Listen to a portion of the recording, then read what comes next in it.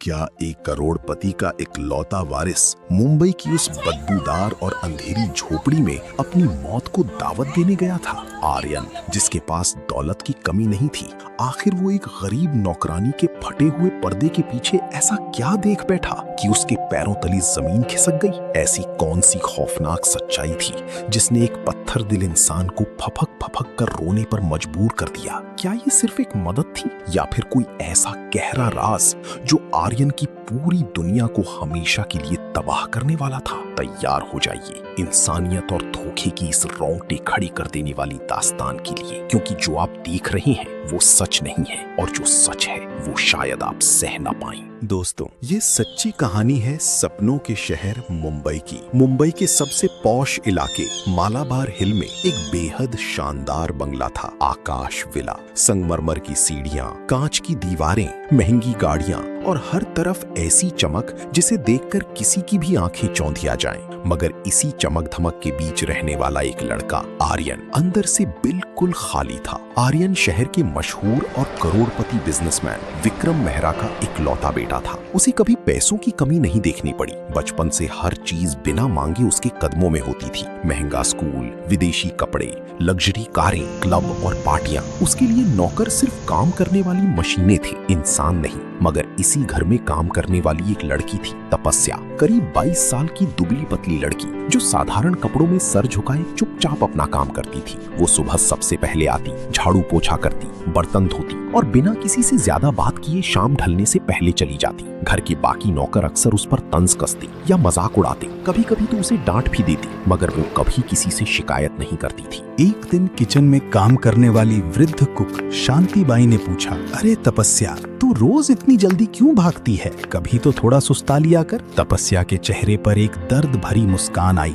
और उसने बस इतना कहा, काकी, घर पर माँ अकेली होती है और छोटा भाई भी। इतना कहकर वो फिर अपने काम में जुट गई। आर्यन ने उसे कई बार देखा था मगर कभी ध्यान नहीं दिया। लेकिन तपस्या में एक बात अलग थी, वो कभी उस चीज को हाथ नहीं लगाती थी जो उसकी नहीं होती। एक बार आर्यन की लाखों की घड़ी सोफे के नीचे गिर गई। बहुत ढूंढने पर भी नहीं मिली तो सबको लगा कि किसी ने चुरा ली है। तभी तपस्या धीरे से आर्यन के पास आई और बोली, साहब, ये सोफे के नीचे गिरी थी। उसने घड़ी दोनों हाथों से आर्यन की तरफ बढ़ा दी। आर्यन ने बिना धन्यवाद कहे घड़ी ले ली और बस सर हिला दिया। लेकिन उसके जाते हुए आर्यन ने पहली बार सोचा, अजीब लड़की है ये। दिन गुजरते गए। फिर एक दिन तपस्या काम पर नहीं आई। पहले दिन किसी ने ध्यान नहीं दिया, लेकिन जब दूसरे और तीसरे दिन भी वो नहीं आई तो घर में परेशानी फैल गई। मैनेजर रमेश बोला, साहब, आजकल के लोग भरोसे के लायक नहीं होते, पैसे मिलते ही काम छोड़ देते हैं, ऐसी लड़की को वापस मत रखना। आर्यन मोबाइल देख रहा था मगर न जाने क्यों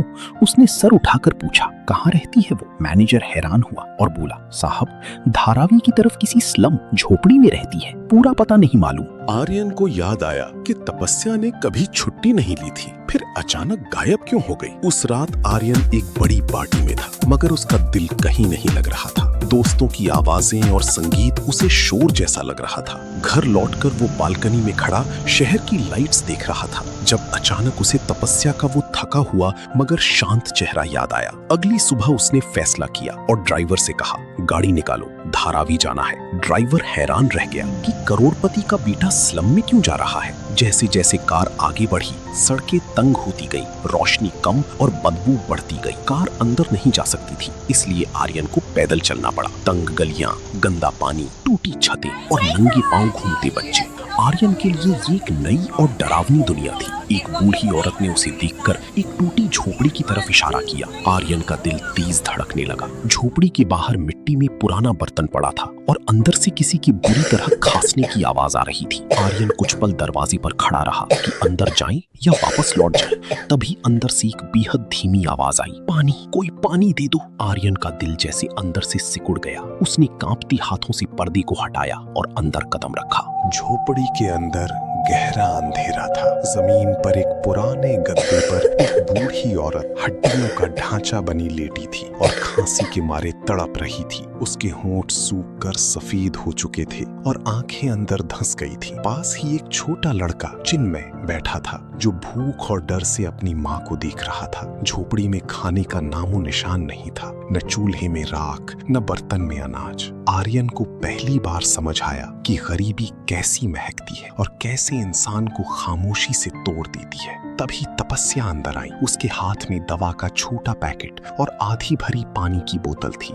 आर्यन को वहां देखकर वो सन्न रह गई। उसकी आंखों में डर, शर्म और घबराहट थी। उसने जल्दी से बोतल माँ के होठों से लगाई। अद्वैत ने धीरे से पूछा, तुम काम पर क्यों नहीं आई? तपस्या ने बस इतना कहा, माँ बीमार है। तभी छोटा चिन्मय बोला, दीदी बहुत भूख लगी है। आर्यन का दिल टूट गया। उसने जेब से पैसे निकाले पर तपस्या ने मना कर दिया।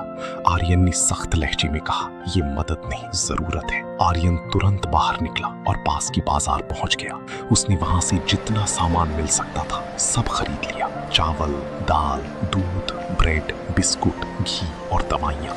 दुकानदार दंग था कि इतना रईस लड़का इतना सामान क्यों ले रहा है। आर्यन ने झोपड़ी में सामान का ढेर लगा दिया। जब चिन्मय ने खाना देखा तो उसकी आंखों में ऐसी चमक आई जैसे उसने कोई फरिश्ता देख लिया हो। आर्यन ने महसूस किया कि असली खुशी क्या होती है। उसने देखा कि तपस्या ने पहले माँ को खिलाया, फिर भाई को। जब आर्यन ने उससे पूछा कि तुमने क्यों नहीं खाया, तो उसने कहा, उनके बिना मेरा पेट कैसे भर सकता है। आर्यन को लगा कि इस छोटी झोपड़ी के लोग उससे कहीं ज्यादा अमीर है।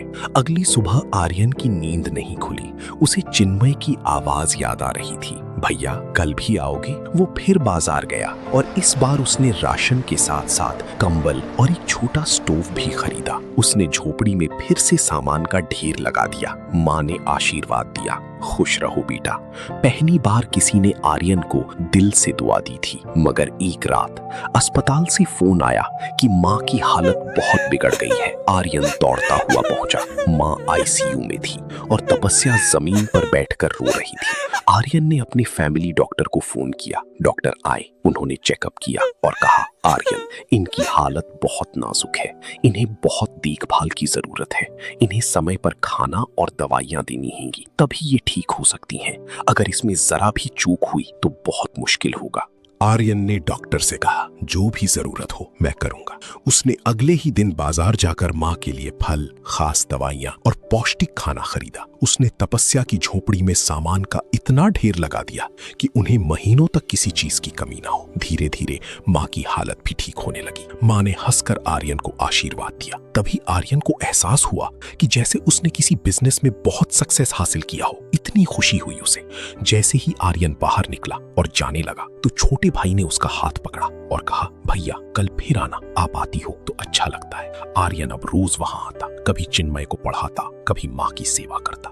अगले दिन सुबह जब आर्यन आया तो घर में सब लोग रो रहे थे। आर्यन ने पूछा, क्या हुआ? तो तपस्या ने बताया कि मकान मालिक उन्हें निकालने वाला है क्योंकि उन्होंने कई महीनों से घर का भाड़ा नहीं दिया था, पैसे न होने की वजह से। तो आर्यन मकान मालिक के पास गया और पूरे पैसे देकर उस झोपड़ी के कागज बनवा दिए ताकि उन्हें कोई भी घर न कर सके। लेकिन कुदरत को कुछ और मंजूर था। एक रात माँ की सांसें थम गई। तपस्या की चीख से अस्पताल गूंज उठा। आर्यन ने पहली बार किसी को यूं टूटते देखा।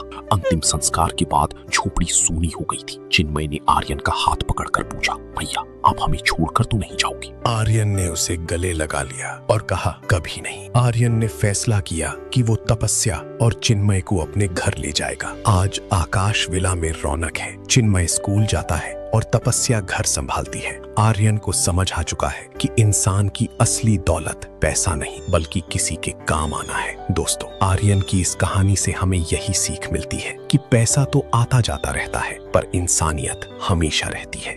जब हम किसी की जिंदगी संवारते हैं तभी हमारी अपनी जिंदगी भी बदलती है। अब आप बताइए, क्या आप आर्यन की तरह उस तंग गली में जाने की हिम्मत करते?